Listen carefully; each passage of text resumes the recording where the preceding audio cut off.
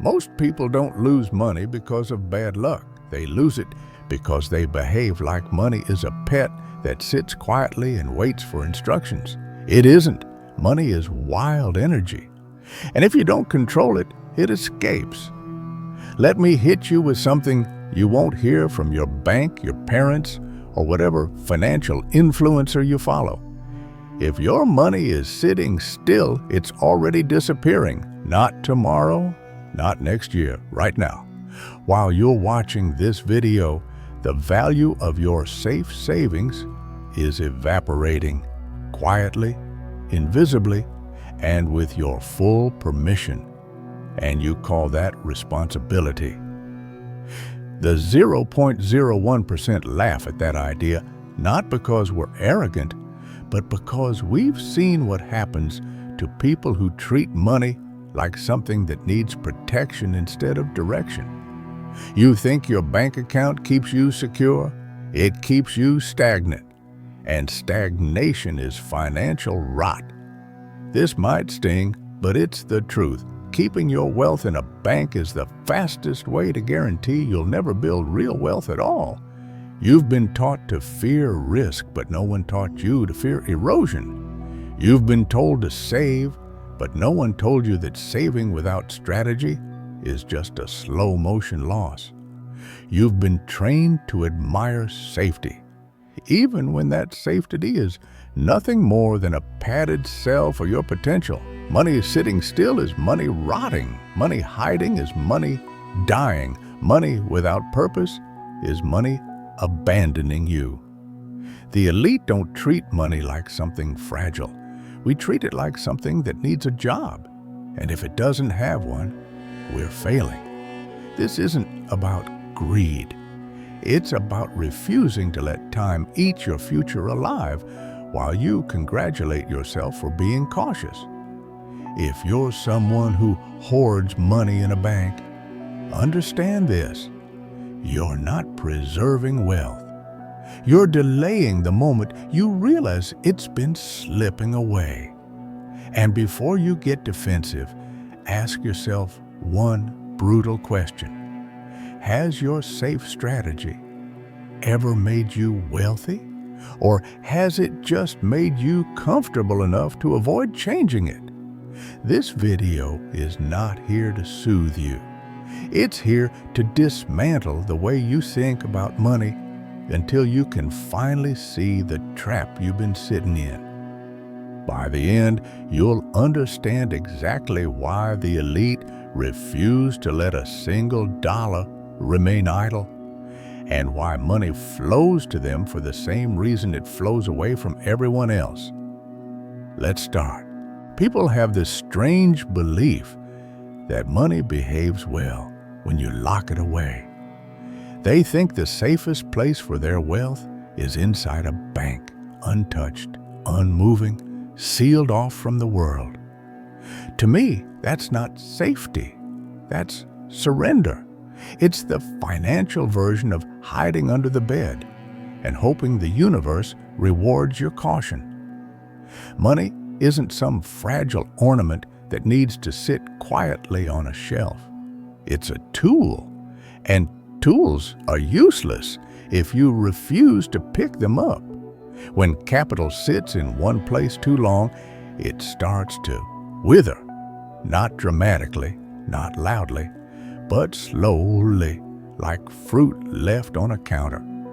The decay is subtle enough that most people don't notice until years have passed and the damage is irreversible. I learned early that money doesn't stay loyal to people who let it stagnate.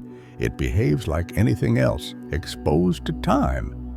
It needs purpose, direction, and movement. Without that, it shrinks while you congratulate yourself for being careful. The truth is uncomfortable. You don't protect money by sheltering it. You protect it by putting it somewhere it can actually earn its keep. I've never viewed capital as something meant to be guarded behind digital glass. I see it as something that should be out in the world doing a job, Whether that job is building businesses, strengthening ownership, creating income, or securing long-term advantage, it doesn't matter. What matters is that it's active. That's where the gap between the elite and the average person becomes obvious. Most people want reassurance. The elite want productivity. Most want comfort. The elite want contribution. The difference isn't philosophical, it's practical. People imagine the wealthy chase spectacular wins. They don't. They look for places where the logic is sound, where the dynamics are understandable, where time amplifies results instead of erasing them.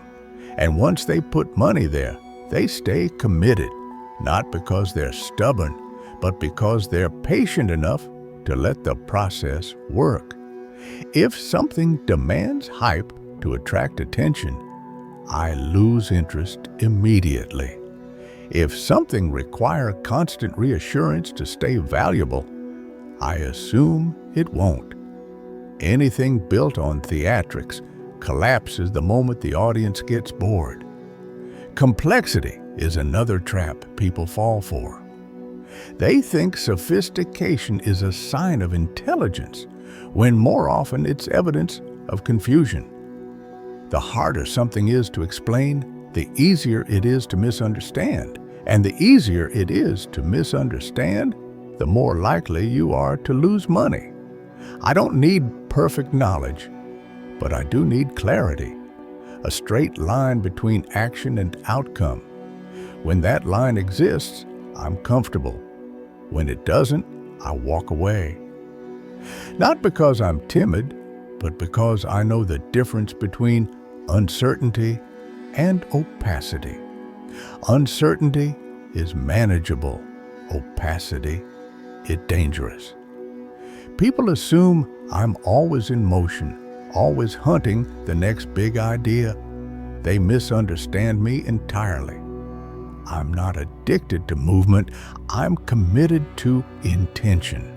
I'd rather hold capital in disciplined anticipation than throw it into something I don't understand just to feel busy. Stillness with purpose is useful.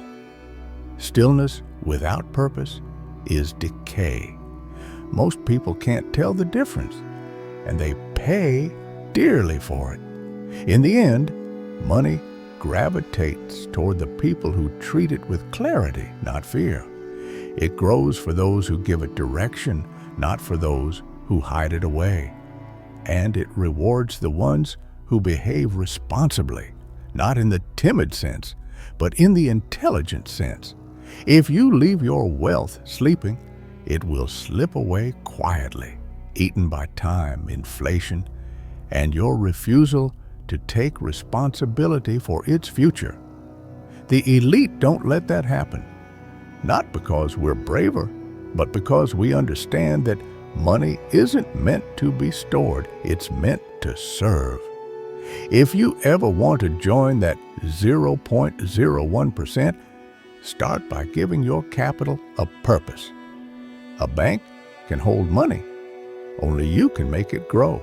People think the elite are fearless. They're not. We're simply not terrified of the wrong things. Most people treat risk like a monster hiding under the bed. They freeze, they avoid, they cling to the familiar because the familiar feels safe even when it quietly ruins them. I learned early that fear has terrible judgment. Fear exaggerates what doesn't matter and ignores what does. Fear pushes people to protect pennies while exposing themselves to losses they can't recover from. That's why the average person keeps their money where it earns nothing, because the idea of losing feels worse than the reality of slowly going broke. The elite don't fall for that illusion. We don't ask, what might go wrong if I act? We ask, what will decay if I don't? That tiny shift in thinking changes everything. Risk isn't about danger. Risk is about understanding consequences The masses look at the surface: price swings, headlines, uncertainty. The elite look underneath: mechanics, incentives, durability, reality. When I evaluate something, I'm not looking for excitement or comfort. I'm looking for conditions that make survival likely and stupidity unlikely. Most people treat risk like a gamble. I treat it like a calculation. And here's the part people never understand. Avoiding risk in really is the riskiest behavior of all. If you avoid risk, you avoid growth. If you avoid growth, you invite decline. Decline might feel slow, but it's permanent. I'd rather face a discomfort I can analyze than a decay I can't reverse. The elite think of risk like a tool. Handled well, it builds. Handled poorly, it destroys. Ignored completely, it dissolves your future one quiet day at a time. When something scares me, I don't run from it. I break it apart. I study it until the fear shrinks. Fear is loud when you don't understand something. It goes silent when you do. You know what's actually dangerous? Acting without comprehension, believing stories without evidence, jumping into things because someone else sounded confident, letting excitement masquerade as knowledge. The average person doesn't lose because they take too many risks. They lose because they take risks they don't understand. Meanwhile, the elite take fewer risks, but the right ones at the right time, with the right margin of safety. We aren't braver. We're more patient. We refuse to act until we see the structure clearly. And once we do, hesitation disappears because the decision is no longer emotional. It's obvious. The real difference between the elite and everyone else is simple. Most people think risk is about danger. I think risk is about clarity. If you understand what you're doing, the danger shrinks. If you don't, even safe choices can ruin you. You can't eliminate risk, but you can eliminate ignorance. And once you eliminate ignorance, risk becomes manageable, predictable, and sometimes even necessary. That's how the 0.01% move through the world, not with bravado, not with recklessness, but with a level of clarity that makes the rest of the population look paralyzed by comparison. All right, now that you know how the elite interpret risk, it's time to understand something even more critical: how they decide when to act and when to stay still without letting emotion contaminate the process. People drown in their own urgency. They feel pressure and mistake it for importance. They feel movement and assume it means progress. They feel time passing and panic themselves into the wrong choices. That's how the average person makes decisions: reactive, emotional, impatient, and terrified of silence. I learned long ago that good decisions don't come from speed. They come from clarity. And clarity doesn't show up when your mind is racing. It shows up when your mind is still.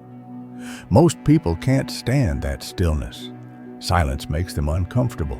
Pausing feels like failure. Waiting feels like falling behind. But I don't measure decision-making by how fast something gets done. I measure it by whether the outcome survives reality.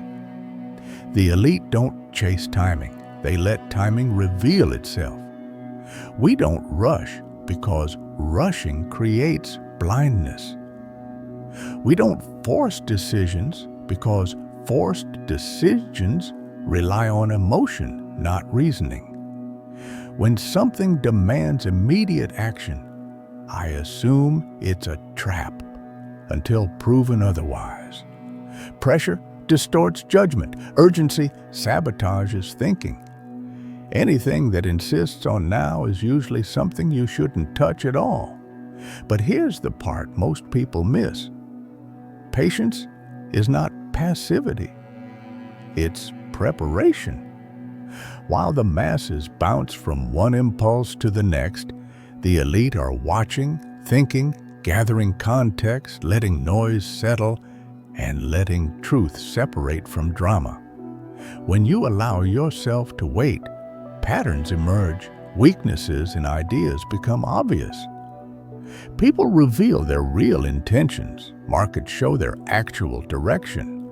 Situations clarify themselves without your interference. I don't need to rush because I know that a good opportunity survives scrutiny and a bad one collapses under it. And I trust something the average person never develops: my willingness to walk away. Indecision is not the same as patience. The masses hesitate because they're scared. The elite wait because we're filtering. When I choose to move, it's because the conditions are undeniable, because the logic is cleaner than my emotions, because the risk makes sense, because the reward has a foundation instead of a fantasy. You can't make that kind of decision when you're impatient. Impatience turns every mirage into a promise. It turns every impulse into a strategy. It turns every doubt into panic. The truth is simple. Most people make decisions out of fear of missing out. I make decisions out of understanding what's worth catching. There's a difference between being early and being reckless. There's a difference between being cautious and being paralyzed. There's a difference between waiting wisely and waiting forever. The elite sit in that middle ground where clarity is possible. We wait just long enough for confusion to disappear, but not so long that opportunity evaporates. And the moment the facts align, the noise fades, the incentives make sense, and the consequences are predictable. We move decisively without hesitation. People mistake that confidence for intuition. It's not intuition. It's accumulated clarity. When you're patient for the right reasons, decisions stop feeling dramatic.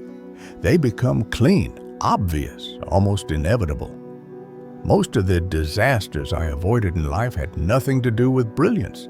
They were avoided because I didn't rush into something that merely felt urgent. Timing isn't about speed.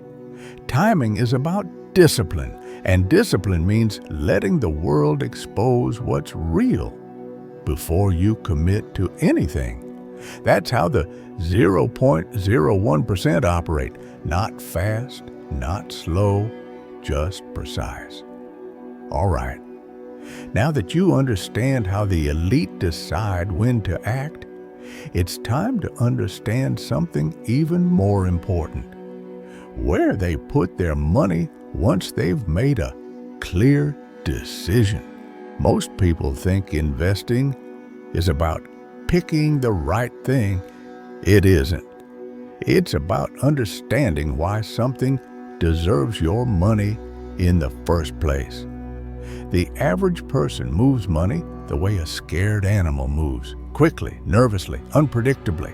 They put money wherever the noise is loudest and pull it out the moment discomfort appears. They treat capital like a fire drill: constant motion, no direction. I learned early that money needs direction, not adrenaline. The elite don't scatter their wealth across whatever looks shiny. We concentrate it where reality rewards discipline. You can tell a lot about a person by what they fund. Some people fund distractions. Some fund excitement. Some fund their own delusions. And some never fund anything at all. They hoard their money like it might evaporate if they put it to work. But money isn't oxygen. It's fuel. It's meant to create more of itself. When I decide where money belongs, I look for durability, something that survives storms, instead of impressing fair-weather spectators. I want things that endure: habits, cycles, fear, noise, and the mistakes of people who pretend to understand markets they've never studied. You'd be surprised how few things actually meet that standard. People ask me all the time where the elite put their money, expecting some exotic secret. There is no secret. There's only clarity. The elite put money where it can compound quietly, not dramatically, not theatrically, quietly. We prefer the kinds of assets that don't need applause to stay valuable. If something requires hype, it's already broken. If something requires patience, it's probably real. I don't chase momentum. Momentum is emotional. I don't chase trends. Trends are temporary. I don't chase promises. Promises fade with the next disappointment. What I chase, if you can even call it chasing, is alignment. Alignment between value and price, between incentives and outcomes, between human nature and the mechanics of the investment itself. Once that alignment is clear, all that's left is the discipline to stay with it long enough for it to justify the faith. And that's where the average person collapses. They hold something promising until the first moment it gets uncomfortable. They sell the right thing to buy the wrong thing because their emotions pulled rank over their judgment. They dilute their own progress out of boredom. They interrupt compounding because they can't sit through silence. The elite do the opposite. We accept that anything worth owning will test your resolve, not because the investment is flawed, but because you are. Discomfort doesn't scare us. Confusion doesn't scare us. Temporary setbacks don't scare us. What scares us is stupidity. And nothing is more stupid than abandoning a rational position because you got tired of waiting. People assume the elite have extraordinary opportunities unavailable to everyone else, but that's not true. What we actually have is the ability to commit, to hold on, to let compounding do its job without interfering with it every time the world feels uncertain.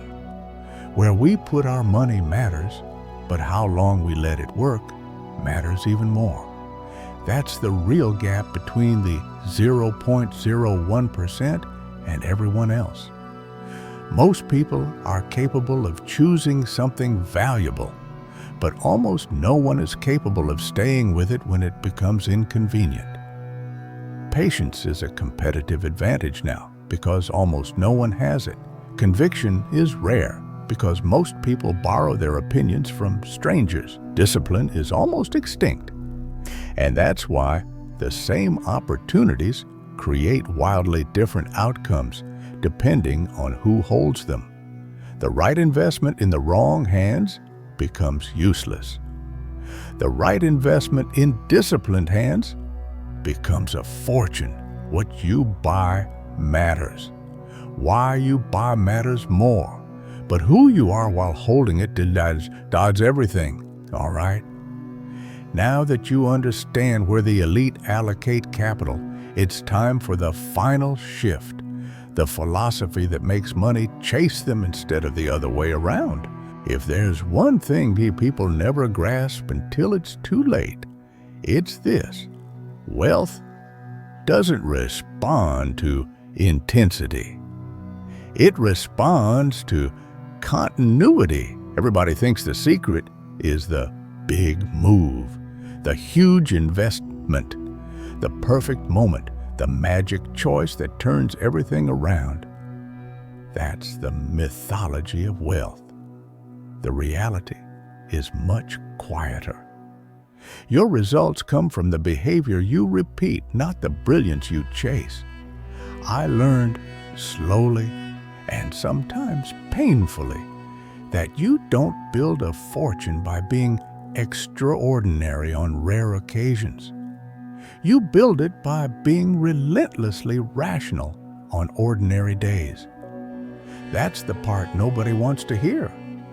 People want dopamine, not discipline. They want transformation, not evolution.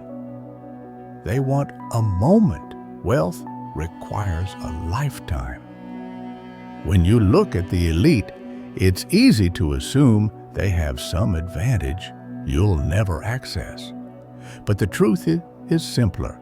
They stay consistent long after everyone else gets bored, distracted, emotional, exhausted, or insecure.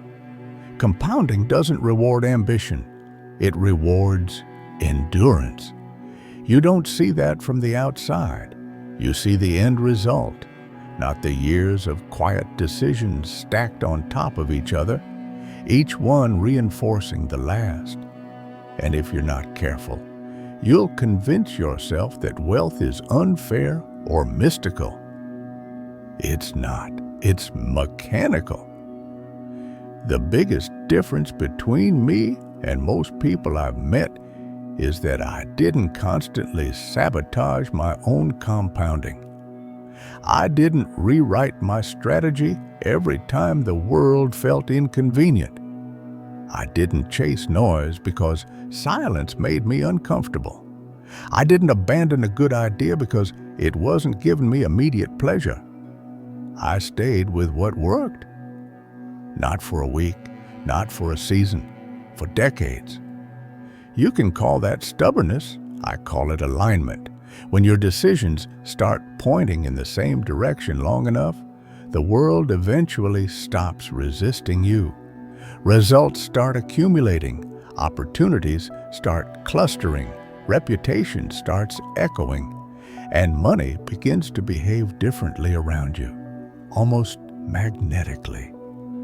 People say, it must be luck, and I don't correct them, because luck is the only word people have for consequences they didn't earn.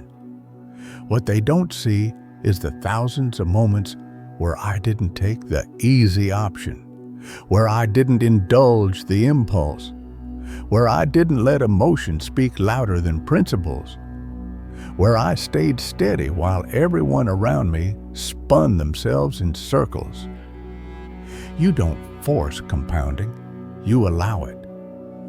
And you allow it by not interrupting it. The average person lives in a permanent state of disruption. New goals, new plans, new habits, new schemes. Their life resets so often, they never build the foundation required for anything meaningful.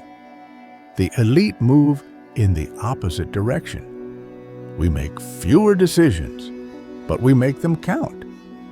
We choose carefully, then we behave consistently. And once a strategy proves itself, we hold it with a grip that emotion can't loosen. There's nothing glamorous about that. It's not cinematic, it's not exciting, it's not designed to impress. But it works. Quietly at first, then steadily, then overwhelmingly. Until one day people look at you and say, "How did you get so far ahead?" And you'll want to laugh, because the truth is disappointingly simple. I didn't get ahead quickly. I stayed ahead consistently. That's the final lesson, the part most people never internalize. Wealth is not a reward for intensity.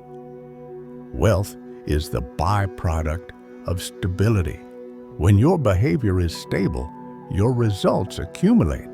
When your behavior is erratic, your results evaporate. Money doesn't chase chaos. It chases structure. It chases discipline. It chases endurance. And when you finally start behaving in a way that compounds instead of collapses, money stops being something you pursue and becomes something that gravitates toward you, because You've become someone it can trust. That's the truth. Not poetic, not glamorous, just real. If you want wealth, start behaving in a way the future can build on, then do it again tomorrow and the next day and the next decade.